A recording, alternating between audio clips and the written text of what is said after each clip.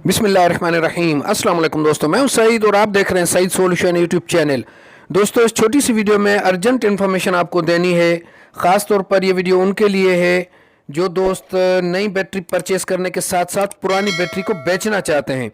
तो मेरी चंद दिन पहले की वीडियो अगर आपने देखी हो तो उसमें मैंने न्यू बैटरी प्राइसेस 2023 की आपको अपडेट दी है।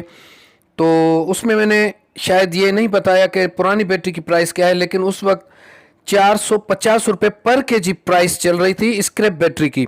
और आज 24 मई 2023 को जब मैंने मालूम किया है तो स्क्रैप रेट 330 रुपये का, यानी कि 120 रुपये की कमी आ गई है।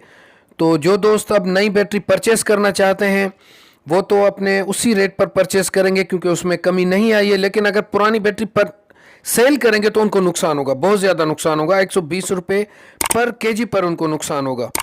तो अब ये इतना फ्लक्चुएशन क्यों आया है इसके बारे में तो कुछ नहीं पता, लेकिन अगर आपके पास इस वक्त गुंजाइश है नई बैटरी की तो आप नई बैटरी परचेस करें, लेकिन पुरानी बैटरी को ना बेचें तो बेहतर है। तो मज़ीद वीडियोस के लिए मेरे चैनल से जुड़े रहें।